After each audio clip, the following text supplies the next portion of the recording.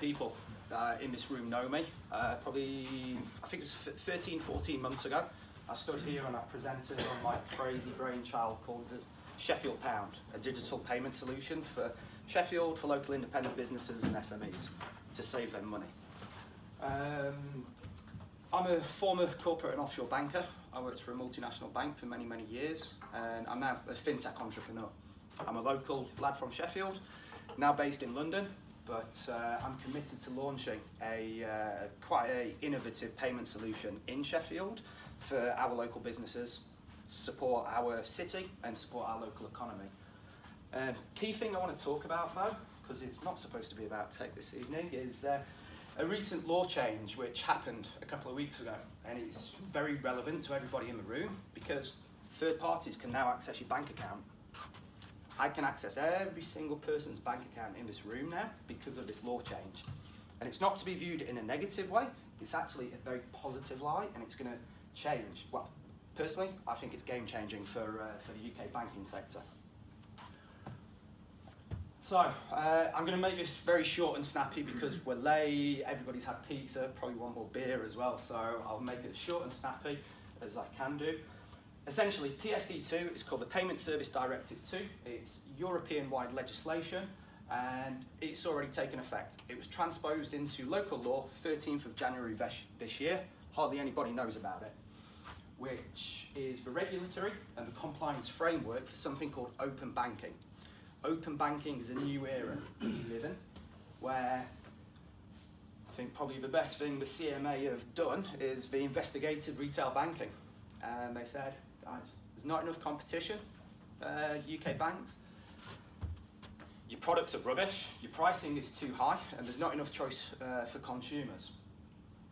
So the CMA put this law in place where all of the 9 largest UK retail banks now have to provide open APIs so that third-party payment providers such as myself can access your consumer bank accounts. I was sat in level 39 of Canary Wharf last Friday with my software provider, having a look at the software solution I've got which allows me to access consumer bank accounts. However, 6 of the 9 banks are behind schedule. Surprise, surprise, we're probably overrun by another 12 months. So open banking is due to take effect in August of this year, but 6 of the 9, they're already behind schedule. Essentially, this was put in place for all consumers and businesses. Protect consumers, provides transparency on payments and fees. It encourages lower price of payments, which is the reason why I'm doing this and the sort of social mission behind it, which I'll come on to in a few minutes. It makes the payments a lot more safer. There's stronger customer authentication. I'm sure there's going to be a lot of technical questions at the end of this from a few people in the room. But more importantly, it allows new market entrants such as myself, such as my company Loki Technologies, to come into the market and create new products and create a level playing field. So open banking is broken down into 2 different categories. One is called AISP, Account Information Service Providers.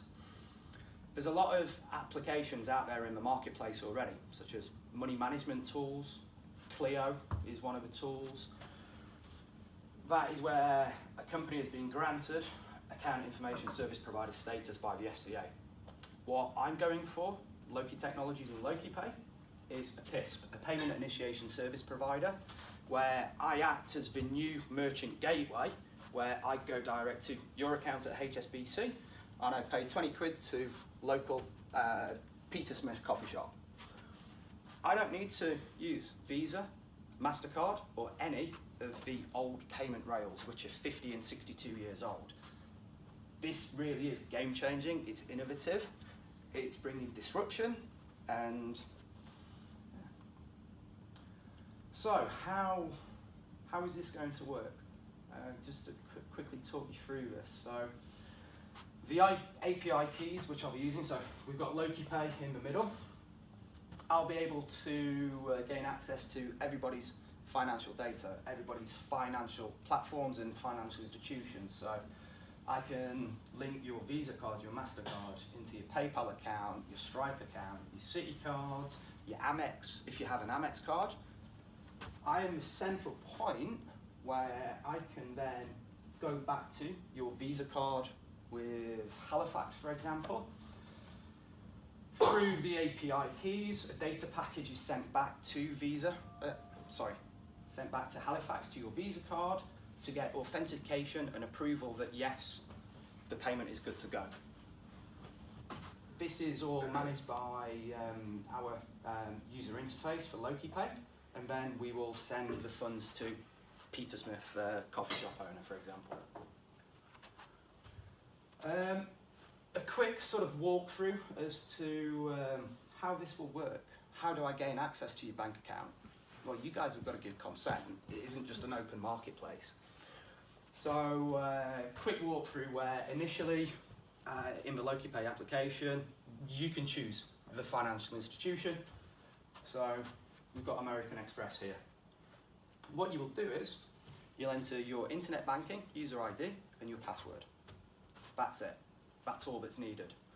If you bank with the likes of HSBC, where you have an additional key fob for two-factor authentication, every 90 days, you will need to reconnect with us so that we've got that open access to your bank account. We can process payments for you. What's the future of banking? This is very familiar. This is where I need to choose my words carefully because I'm still in the process of getting my regulatory license with the FCA. UK banking is dead, quite simply. I've partnered with Challenger Bank in London, where every single business that joins LociPay and uses our payment platform, our partner bank is going to give them free banking for life. No fees, no processing fees, no transactions. That Challenger Bank is underpinned by Barclays. It's a bank in its own right, but Barclays provides that back-end architecture and infrastructure. So my view on your high street banks, they're going to be the banks of the future banks. They're going to be the banks of the fintechs. Hopefully, LociPay in a few years' time, we will also be a bank as well. We live in an on-demand culture and economy. So a few gentlemen have spoken about Uber, Airbnb, all of these unicorn companies out there. But as consumers, we want things there. We want it at the, we want convenience. We want it to be delivered straight away. So this kind of leads me on to the final part of this quick presentation about LociPay. As I said at the start, I presented here with this little far-fetched idea of creating a local currency for Sheffield. And this was before the crypto boom and all of the ICOs, and it got the cool thing to do. So Sheffield Pound has actually been rebranded to LociPay. So Loci is Latin for community, connected places. I believe the art of disruption as well. So what is LociPay? Why am I here talking? So it's a mobile payment solution. It's a replication of Apple Pay, but it's for local independent businesses and SMEs. And the reason why I'm going after that niche market is because they get ripped off. They just don't have the large transactional volumes which allows them to get discounted pricing when you pay with a card at a store. We use unique QR codes, which is our payment capture method at the point of sale. It's a value-added payment solution. It saves transactional costs for local businesses. I've done a lot of market research. I've engaged with Sheffield Hallam University. Last year, 20 students performed a social innovation study, went out to business owners. So guys, how much does it cost you for your card machine? I think I stood here last time and said, there's businesses on Division Street that are charged 3.5% for somebody paying with a card. It's daylight robbery. It's money for nothing. So I'm trying to combine features for a business and for a consumer as well.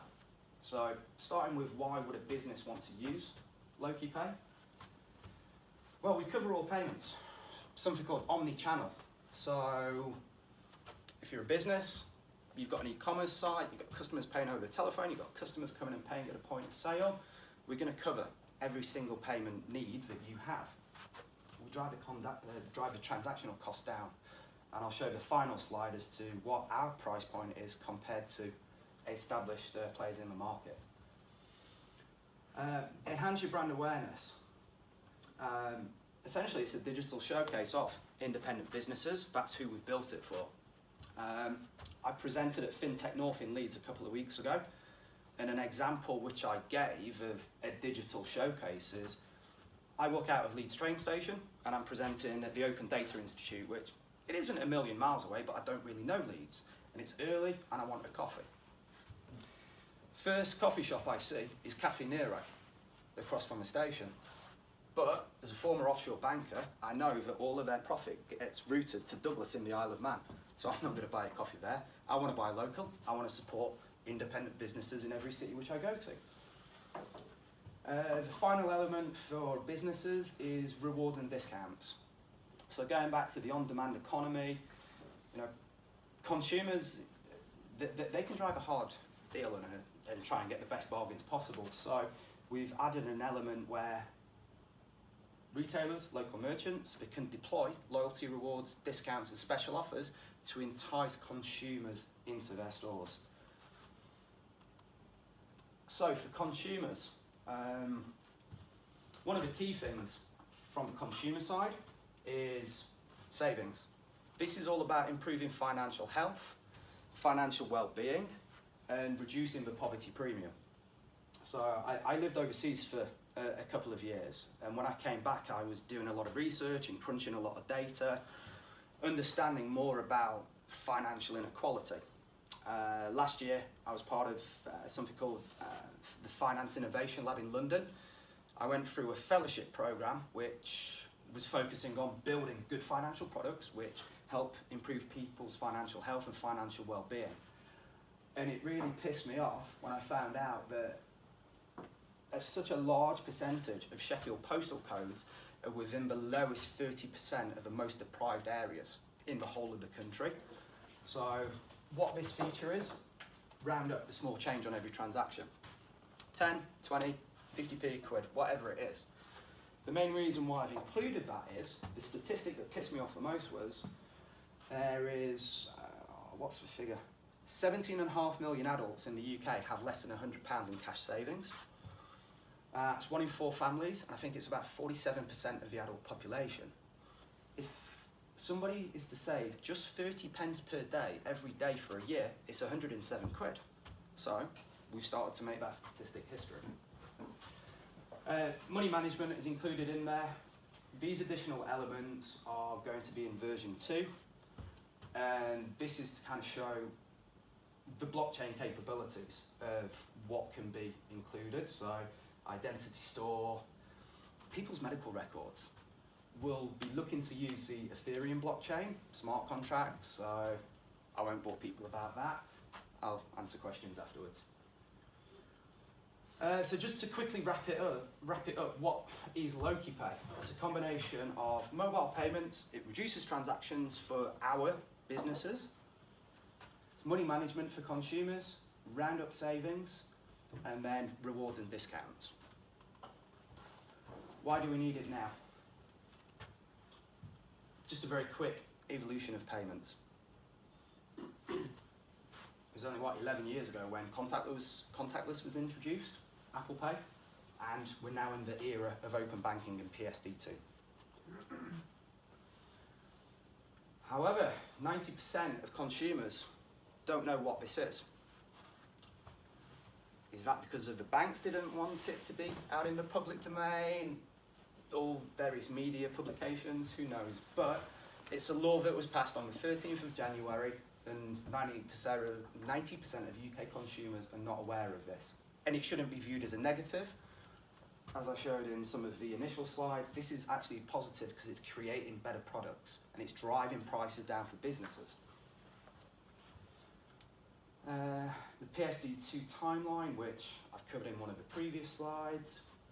But this is a really interesting stat, and this gives me confidence that open banking will become a reality in the UK, because 55% of all payments in Holland are initiated by payment initiation service providers. They don't use banks. That's 55% of payments are processed in this way. You look at some of the Nordic countries. Sweden is almost going to a cashless society. Denmark and Norway have fantastic banking infrastructure where they've got their own omni-channel payment solutions which bypass Visa and MasterCard. They don't need to use them. And I think, on a final slide, so just to kind of highlight what it can cost for our local businesses and how they're being ripped off for no reason. 2.75% for somebody to pay with a card. Why?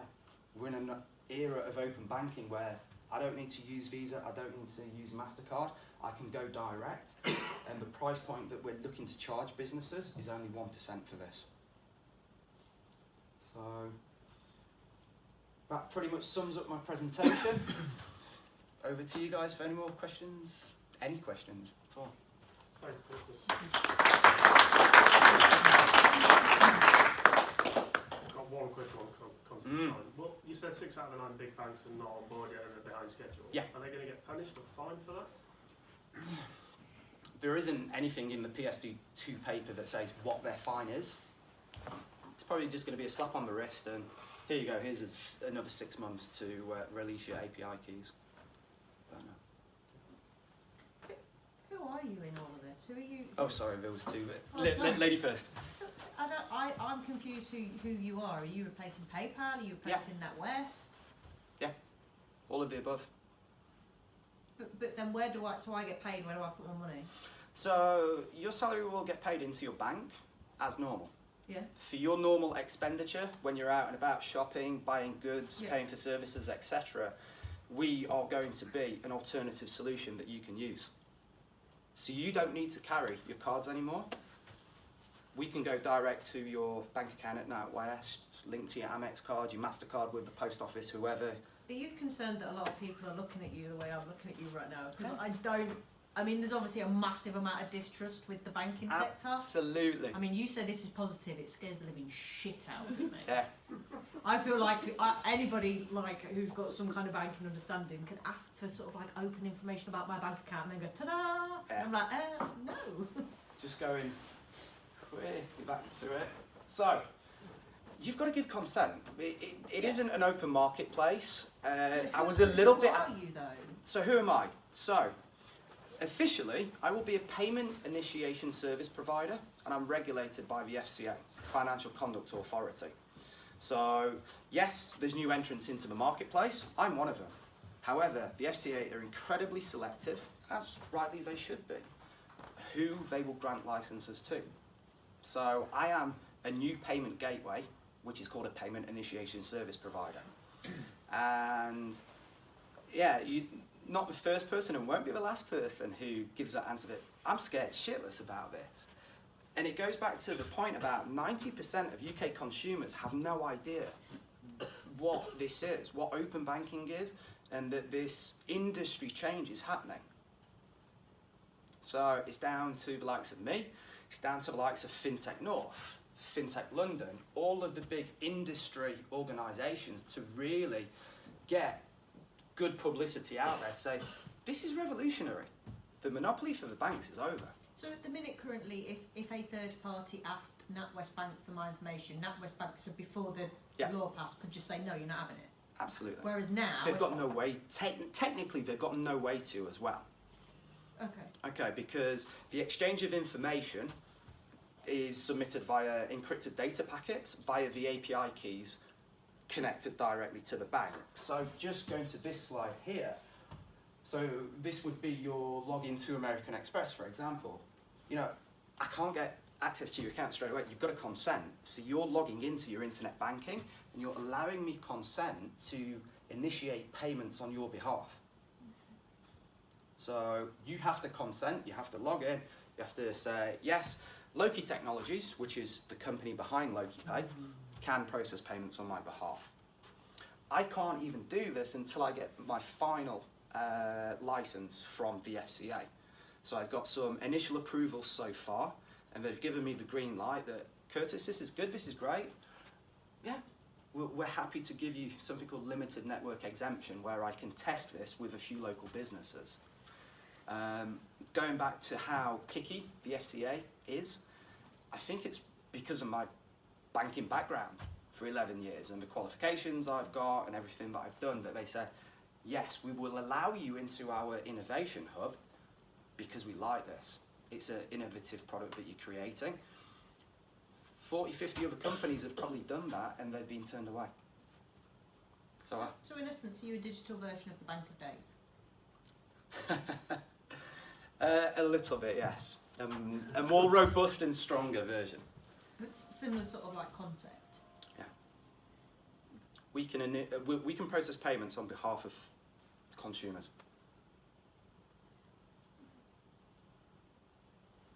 Hello, yes. Yeah, my question.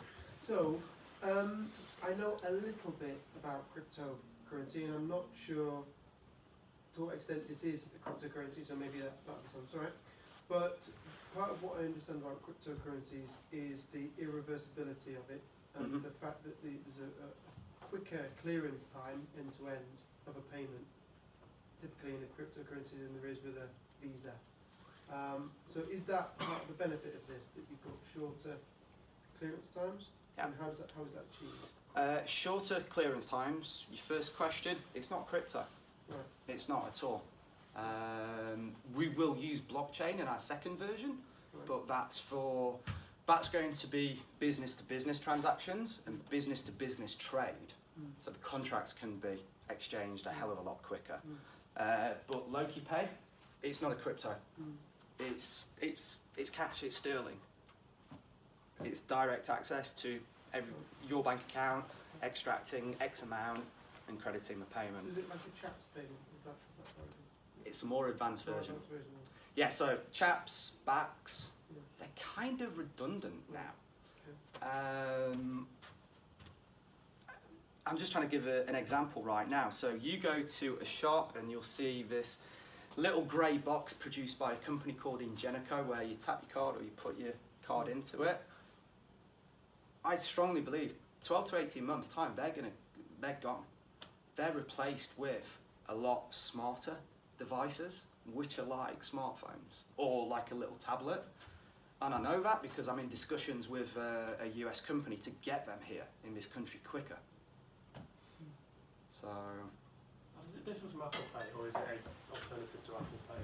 it's an alternative to Apple Pay. It's the same principle, it's just they probably charge more for their transactions. Yes. Yeah, they charge more. And I think the key point that I need to be emphasising here, this is a cost reduction for local independent businesses. So every time somebody pays with plastic or you pay with Apple Pay, the business bears the cost of that, sometimes up to 3.5%. So if businesses were to get on board and use that rounding up procedure, that methodology, to put into a charitable pot or some community-based.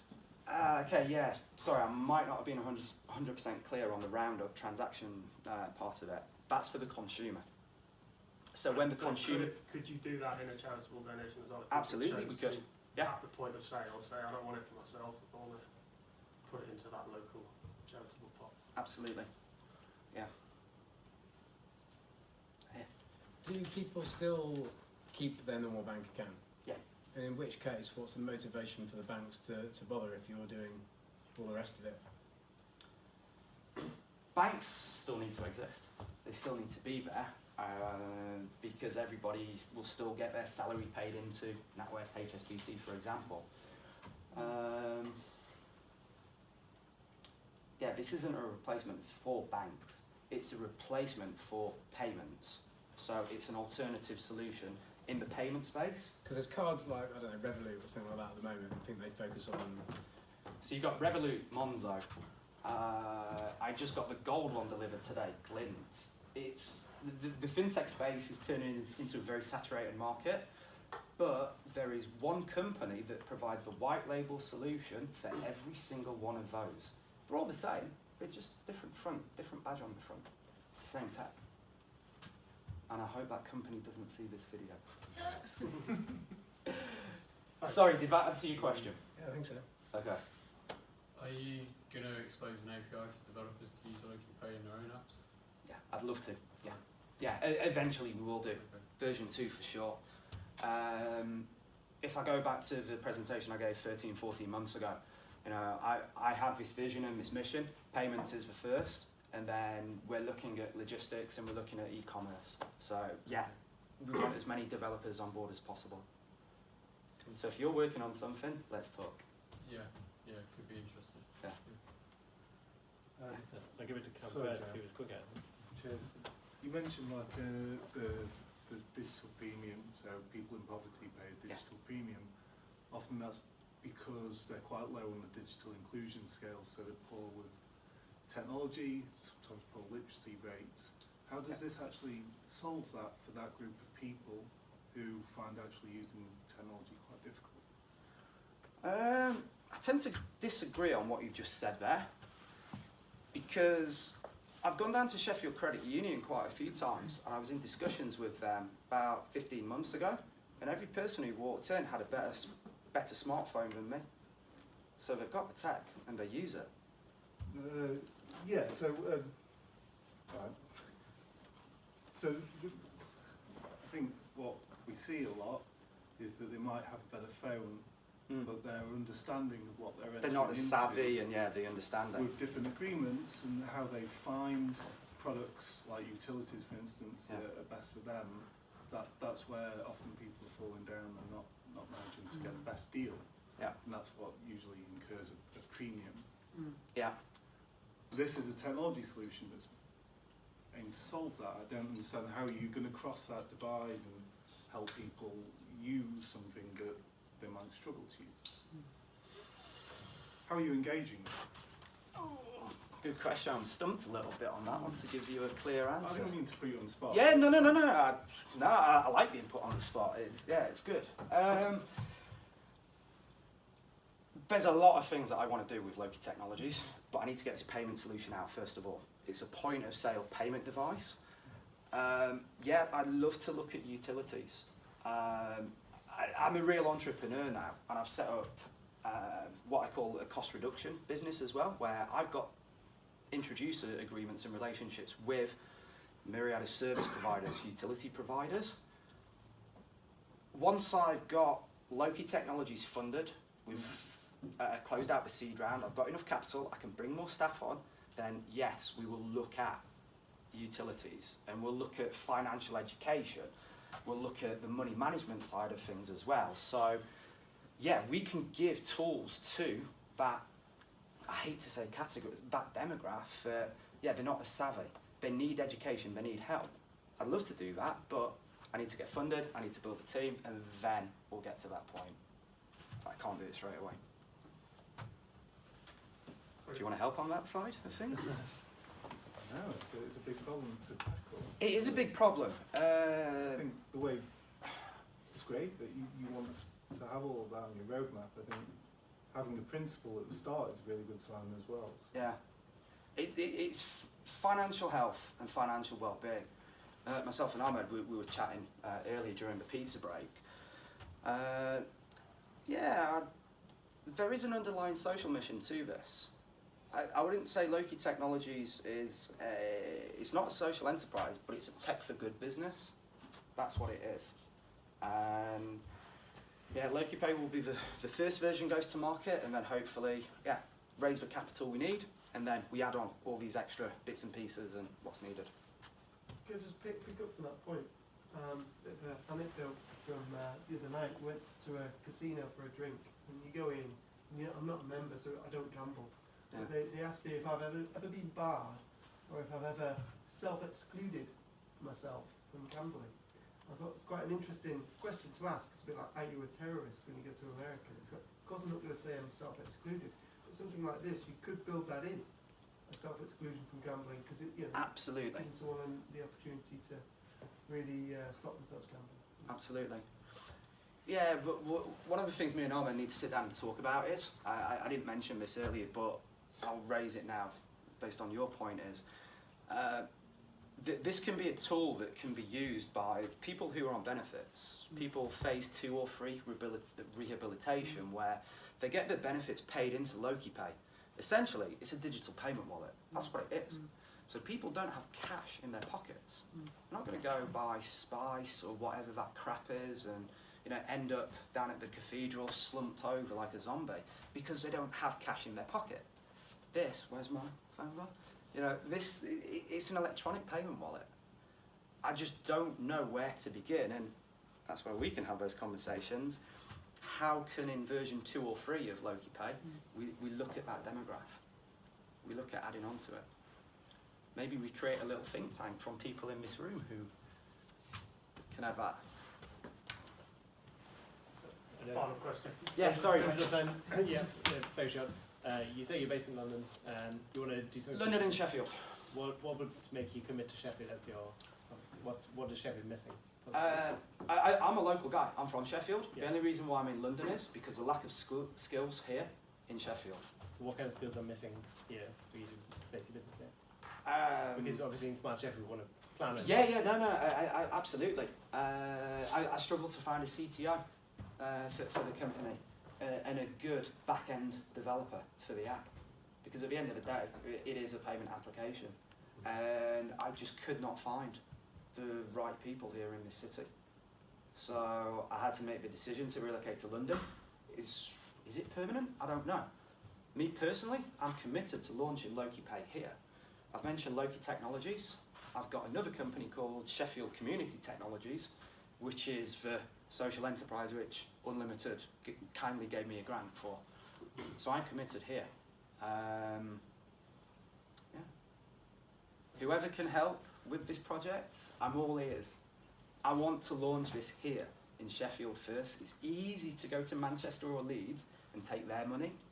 No, I'm a local guy. This is for Sheffield. Thanks, Kurtis.